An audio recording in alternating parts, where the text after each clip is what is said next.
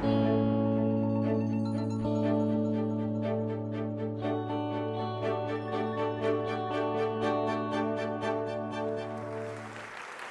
friends. My name is Harrion Owen. That's an identity check. And I'm delighted to be here. I should also tell you I'm a storyteller. And any of you who know anything about storytellers will know that we have a very light regard for the truth, which is another way of saying, please do not believe a single thing I'm going to tell you until or unless the truth sort of pops out, which is what happens if you tell a good story. So I'm a storyteller, and my story is Dancing with Shiva. Or if you don't happen to know that particular lady or gentleman, it's a little androgynous, try Sandy or Katrina.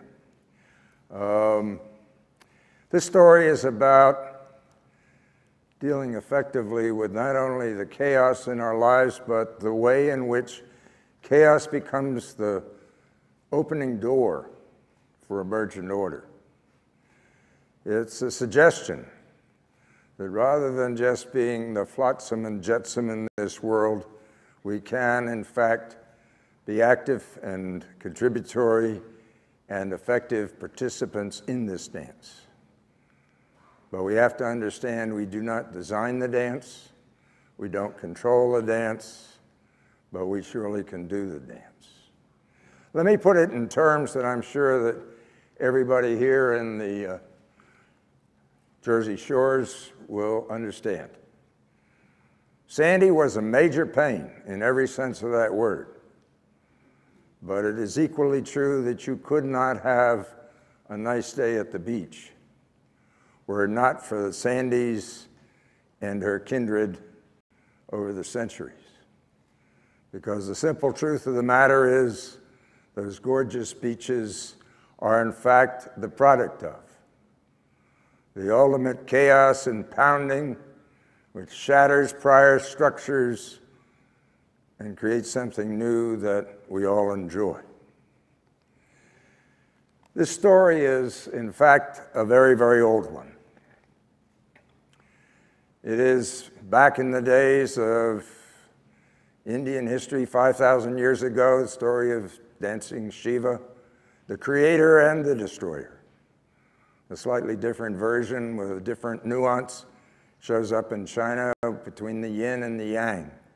It's not chaos or order. It's the dance in between. And of course, we have a new modern one. We call it chaos theory, complexity theory, emergence, you name it.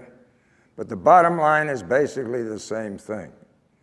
Systems, all sorts of systems, that's you and me, our businesses, our countries, our towns, exist in a steady state until such time as the environment throws them out of their orbit, past equilibrium, into chaos, at which point one of two things happen. They go poof, dissipate, or they renew and reorganize or actually self-organize at new and higher levels of complexity. This is an emergent story for sure, but there we go. One of the side facts that most of us, I think, have found interesting as that story has been told is that chaos is no longer simply the enemy of whatever is. Chaos, in fact, ends up being the precursor, the necessary precondition for new order. No chaos, no order. No chaos, no life. It is in the dance between chaos and order that new things emerge. Or at least that's the story that's being told. I think it's fair to say that there's an emerging scientific convergence at this point. And people are saying that birds do it, bees do it, galaxies do it. In fact, you might be driven, or I find myself driven, to two possible conclusions. After 77 years on the planet, I think this is the only thing I've actually learned. Number one, all systems. That includes little teeny ones like ant colonies to great big ones like the cosmos itself, with us somewhere at the smaller end, are open. We're all in an environment which is constantly pushing and shoving us in new possible directions. Now, if that happens to be true, there's an interesting correlation, or consequence for our perceived or hoped for desire to be in charge or in control. We aren't. We can't think at that level. Second conclusion I found is all systems are self-organizing, which is the natural response for being in this turbulent, chaotic environment. And that has an interesting message for our management people, which includes basically all of us. Because what managers seem to be doing is organizing stuff. But if it turns out that it's all self-organizing, maybe we're working a little too hard. So here's the question. Can we learn to ride the waves, the creative waves of chaos and destruction, so that we can expand and enhance our own efforts? I didn't say control, but could we ride those waves to some purposeful future? I want to suggest that a possible answer, proof still out there, might have come through this 28-year natural experiment we've been conducting around the world called open space technology. For those of you who don't know, open space technology is just a very simple way to help people deal with highly complex, conflicted issues. Process, you won't believe it. Sit in a circle, create a bulletin board identifying the issues that you want to talk about, open a marketplace to figure out the time and place when you're going to get together, go to work. That's it. That's all there is. And the amazing part is people do it all by themselves, self-organizing. Well, that sounds pretty abstract. Let me tell you a story, maybe bring it down from some people that I suspect you've all heard about, AT&T. This is 1995. The Olympic Pavilion is about to come to life. AT&T, along with other corporations, is building a pavilion.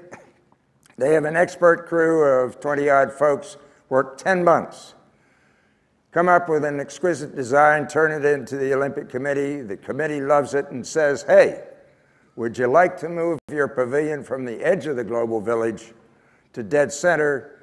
AT&T, since it's going to spend $200 million for one reason, exposure, says yes. Only problem is it's December, Olympics start in June. They knew it took 10 months, and anybody would know that you can't take a building that was built for the edge where they might have 5,000 visitors and move it to the center where they're going to have 75,000 and still have a building that's going to work. So they're back to square one.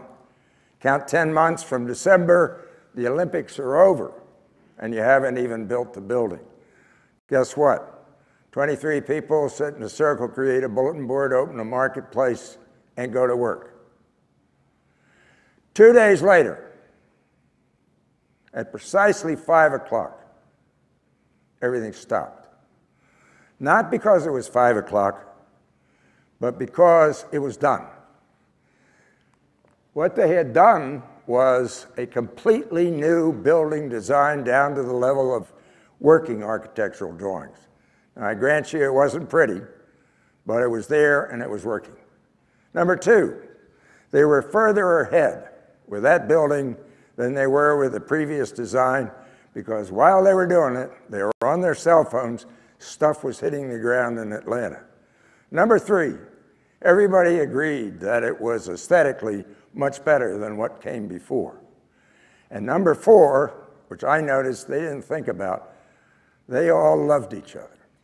Any of you who've worked in a really high-pressure situation with a team, you can drive them to the wall. You may get the job done, and they all hate each other. These folks were hugging and kissing. But just notice, they managed to do in 2 days what they knew perfectly well was going to take them 10 months. If you figure that out, it's a 15,000% increase in productivity. So what happened?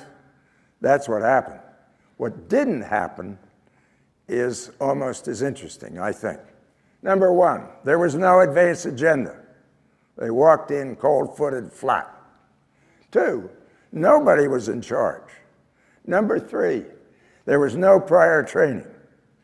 And oh yes, they did have a facilitator, that was me, who was largely known for taking long walks and naps and never intervened. All right? I had a client one time said, Harrison, you've invented the ultimate scheme. You know, the client does all the work and you just take naps. If you think about this, this violates absolutely every principle and practice of meeting management or management itself. I don't know of any that it doesn't. So, reasonable question. What on earth is going on? Could have been something in the water. Could have been massive good luck. It could have been a whole mess of things, except that. We haven't counted accurately, but we, that's thousands of us all around the world, have done exactly the same thing somewhere between 250 and 300,000 times in 146 countries over 28 years, with groups ranging in size from 5 to 3,500. And the results in every case have been comparable. I'm not about to say we always hit 15,000%, but it's been the same. So here's the big secret, I think. Remember, I'm a storyteller. Don't believe a word. All systems, including all human systems, are fundamentally self-organizing. Now, if that's true, just remember that organizing a self-organizing system is not only an oxymoron, it's stupid. Particularly if the system could do a better job than you can. And the 15,000% factor, well, I take it as good news and bad news. The good news is, for all those folks who say we don't have the energy, the time, the spirit, the willingness, the human bodies to get the jobs on this planet done, I say, guys, take a break. We're 15,000% underutilization. We got a long way to go before we run out of steam. Or you can take the same number and I think make a useful critique. What we're doing is squandering 15,000%, a rough figure, of our available energy and talent. So dancing with Shiva is an act of nature. It's a natural act. It's one we can do. So the waves are ours to ride. We have only to leave the beach, let go of this silly idea of being in control, and remember what any good surfer would tell you.